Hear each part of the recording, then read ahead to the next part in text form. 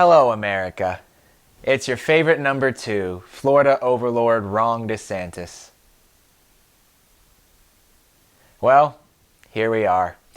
A couple years ago, I let Florida become the epicenter of a deadly pandemic. Twice. But I did it while keeping businesses open, so that was good enough to make me the Republican presidential frontrunner.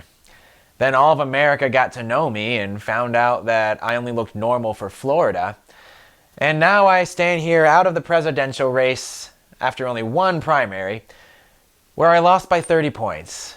I am no longer a big boy candidate. I guess America realized how weird I am, and not in an entertaining way like Trump, and they decided they wanted the fun racist wannabe dictator. So I may have put on my kinky boots and saddled up my alligator and slowly made my way back to Florida, where I can keep fulfilling my dreams of making sure everyone gets COVID, children never learn who Harriet Tubman was, and Disney suffers for the crime of thinking that humans who like the same sex are human. But my time in the presidential spotlight isn't completely over.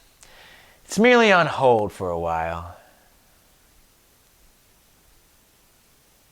During the next 4 years, I'm going to be working on my presidential resume to build myself into the candidate that Republican voters have made clear they want to vote for.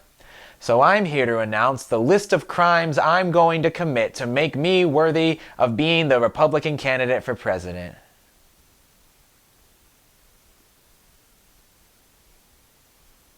You see, at first I thought you just had to be megalomaniacal, and I got that down pretty good. Book bans, suppressing the minority vote, history erasure, queer people fearing for their lives. I'm on a roll with that.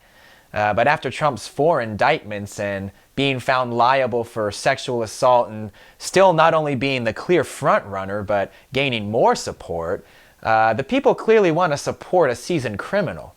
So, here is the list of crimes I plan to commit over the next 4 years to gain the support of the Republican voters.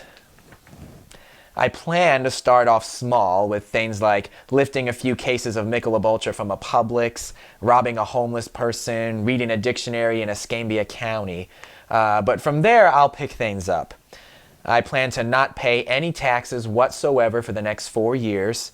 I plan to get several orange-tinted spray tans and use taxpayer money to pay for them. I plan to barge into the dressing room of Miss Teen Florida and live stream it. I plan to call the Georgia Secretary of State and ask him to send a death threat to Tyler Perry.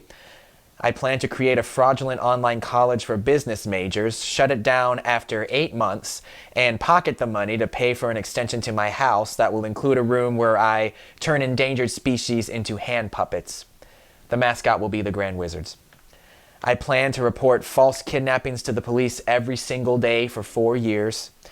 I plan to solicit sex from a prostitute with obvious evidence, but both deny it and imply that my creepy wife is somehow at fault for it. The sex will, of course, be paid for with taxpayer money. I plan to rob a blood bank and dump the stolen blood all over an elementary school. I plan to hold a political rally outside of Dr. Phillips Center in Orlando, where I will distribute torches and pitchforks and tell everyone to enter the building and attack Dionne Warwick. I plan to cough on Make-A-Wish children. I plan to burn down an animal shelter with the cutest animals still inside. And I plan to exhume corpses from military cemeteries and decorate my lawn for Halloween with them. Oh, and I'm going to shoot someone in the middle of Times Square, obviously. Now, there will be other crimes I plan to commit, but I think it's more fun to not tell you all of them. Spontaneity is the key to a good political candidate, right? So there you go, America. I look forward to becoming as qualified to be Republican presidential candidate as Donald Trump is. I'm Wrong DeSantis, and as Winston Churchill once said, life is like a box of chocolates. Think outside the bun. See you all in 4 years.